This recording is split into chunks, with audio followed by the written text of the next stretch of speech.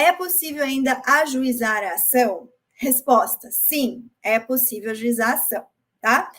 Pode ingressar com a ação ainda? Como o Supremo julgou o fundamento que vai ser aplicado para todos os estados, até que todos os estados adaptem as suas legislações, vai um tempo. Enquanto isso, o que vocês podem fazer? Ajuizar a ação para que o cliente de vocês também tenha direito, porque essa foi uma decisão que não se aplica para todo mundo de forma imediata. Vai se aplicar a todas as pessoas que tiverem ação judicial, até que as legislações dos estados sejam modificadas para ficar em conformidade com o entendimento do STF. Não sabemos quanto tempo isso vai demorar.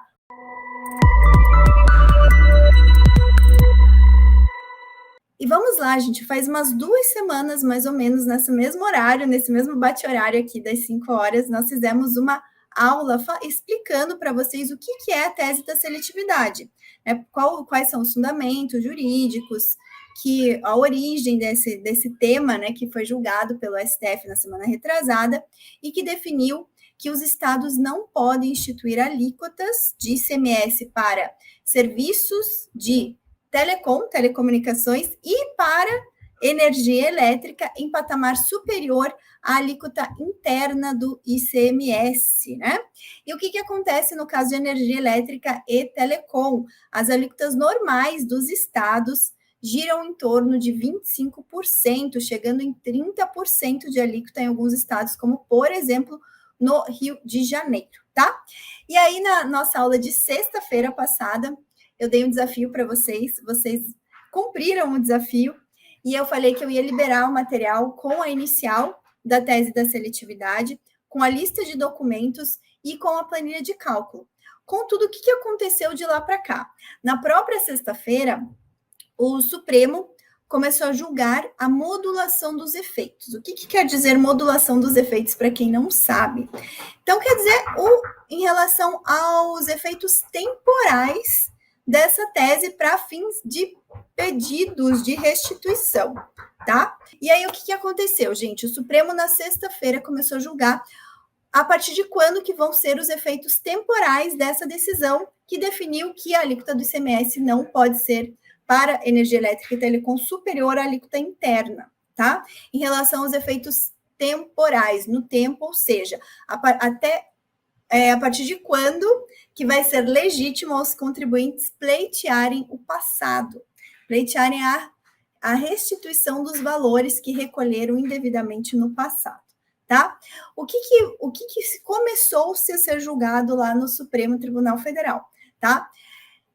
Um dos ministros, o ministro Dias Toffoli, entendeu que a limitação no tempo deve se dar a partir da publicação da ata de julgamento dessa decisão de mérito, dessa decisão que entendeu que a alíquota precisa, né, ser a alíquota máxima tem que ser equivalente à alíquota interna do Estado, tá? E o que isso aconteceu? Na sexta-feira, essa ata foi divulgada e hoje saiu, né, para quem atualizou hoje o andamento do processo, já está constando lá no processo a publicação dessa ata.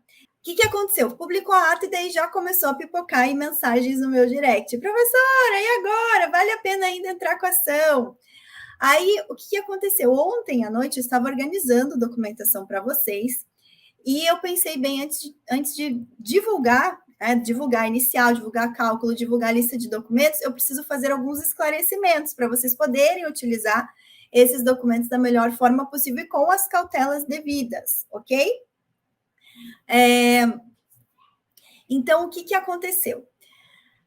Primeira pergunta que surge, né?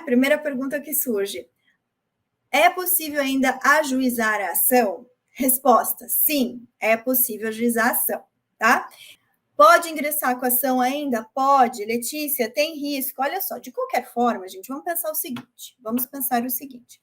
O Supremo julgou um caso relacionado à legislação do Estado de Santa Catarina, certo? A legislação do Estado de Santa Catarina estabelece alíquotas progressivas de ICMS para energia elétrica e alíquota fixa no caso de serviços de telecomunicações, tá? A alíquota aqui é de 25%, máxima, né, no caso da energia elétrica, e a alíquota de telecom 25%, quanto a alíquota interna de Santa Catarina é 17%, sendo que a alíquota mínima, no caso de energia, é de 12%, ok? Como o Supremo julgou o fundamento que vai ser aplicado para todos os estados, até que todos os estados adaptem as suas legislações, vai um tempo. Enquanto isso, o que vocês podem fazer? Ajuizar a ação para que o cliente de vocês também tenha direito, porque essa foi uma decisão que não se aplica para todo mundo de forma imediata. Vai se aplicar a todas as pessoas que tiverem ação judicial, até que as legislações dos estados sejam modificadas para ficar em conformidade com o entendimento do STF. Não sabemos quanto tempo isso vai demorar. Vamos pegar o exemplo do ICMS no diferencial de alíquota. O Supremo já julgou faz mais de um ano, né? Faz mais de um ano que o Supremo já julgou. Desculpa, diferencial de alíquota não. A incidência do ICMS entre operações interestaduais do mesmo contribuinte, tá? Com o mesmo contribuinte, em relação a estabelecimentos diferenciados do mesmo contribuinte. O STF já julgou faz mais de um ano, se não me engano, foi setembro de 2020. E até hoje, as legislações estaduais não estão adequadas. Até hoje, os contribuintes que querem se beneficiar dessa ação, dessa tese, precisam ajuizar a ação, tá? Então, no caso aqui dessa tese da seletividade para energia elétrica e telecomunicações, a mesma coisa, ajuizem, peçam a repetição do indébito, porque não sabemos o que o Supremo vai julgar. Porque ele começou a julgar na sexta-feira a questão dos efeitos temporais, contudo, na própria sexta-feira o julgamento já foi suspenso. Então, gente, o que acontece? Em relação a quem ajuizar a ação, vai ter o seu direito de pelo menos, ter essa equiparação das alíquotas de forma dali do ajuizamento para frente. Do ajuizamento para trás, não sabemos, porque o Supremo pode limitar os efeitos, como foi a sugestão do ministro Dias Toffoli, a partir da publicação da ata de julgamento. A publicação saiu na sexta-feira. Foi disponibilizado hoje a notícia no processo, mas Diário Oficial de sexta, tá? Então, quem ajuizou até sexta-feira tem uma chance maior de ter a restituição garantida, tá? Mas se os ministros decidirem qualquer outra coisa, mesmo esses que ajuizaram ainda tendem a ter esse direito também, terem esse direito à restituição limitado. Tá? Mas também pode ser que o Supremo venha julgar uma outra data no futuro. Vamos julgar a partir da publicação do acórdão desse tema. Vamos entender que quem ajuizar a ação até a data da publicação do acórdão vai ter o direito à restituição dos últimos 5 anos. Então, a gente não sabe. Então, o que vocês têm que fazer? Ajuiza a ação o quanto antes, tá? Ajuiza o quanto antes. A gente correu para ajuizar tudo na sexta-feira, só que teve cliente que resolveu que estou aguardando a assinatura do contrato. Então, não consegui ajuizar na sexta-feira. Vou ajuizar agora, com o cliente sabendo, de repente você não consiga a restituição do passado, mas pelo menos já garante o teu direito. Segunda situação que vocês têm que ter em mente, gente, empresas que sejam indústrias, tá? Indústrias que estejam no lucro real, tá? Ou independente, tá? Indústrias, de uma forma geral, contribuintes de ICMS, que recolham ICMS, elas têm direito a se creditar da despesa da energia elétrica na razão do que essa despesa de energia elétrica é apropriada para a indústria, para a parte da operação ali, do chão de fábrica. Tá? Então, em relação às indústrias contribuintes do ICMS que se creditam da despesa de energia elétrica, talvez não seja vantajoso você pedir a restituição. Por quê? Porque elas já tomaram como crédito de ICMS o valor dessa despesa, tá? Pelo menos até uma proporção. Ali, Letícia, tem que avaliar a proporção. Sim, você tem que avaliar a proporção para ver se compensa, tá? Mas tomem cuidado em relação a clientes que sejam indústrias. Antes de vocês podem até pedir a restituição, não tem problema nenhum, mas na hora de operacionalizar isso, vocês têm que ver, tem que tomar cuidado com o fato de indústria ter direito, pela legislação de ICMS, a se creditar em relação à despesa de energia elétrica. Tá bom? Segundo ponto, empresas que estejam no lucro real, tá? Tudo que é repetição de indébito no lucro real tem reflexo no resultado.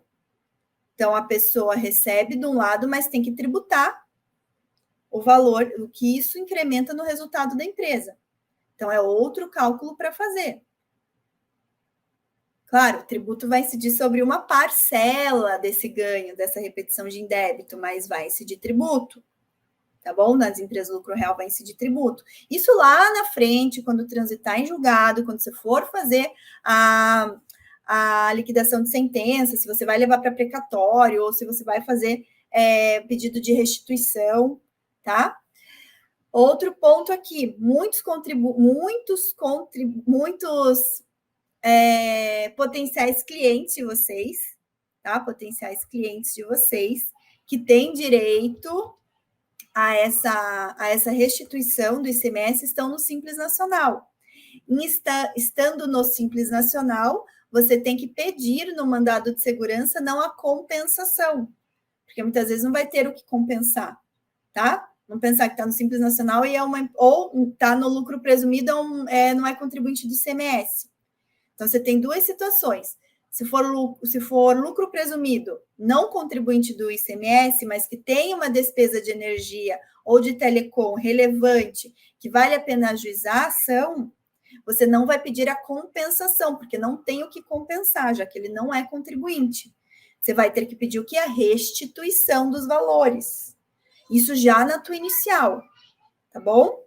Então, você vai ter que, primeiro, entender quem é o seu perfil de cliente. Ele é um prestador de serviço, ele é contribuinte de ICMS, se ele for contribuinte de ICMS, ele é indústria, tá? Se ele for contribuinte de ICMS no Simples Nacional, a apropriação dele é muito menor, então tem que ver se vale a pena fazer compensação ou pedir a restituição, tá?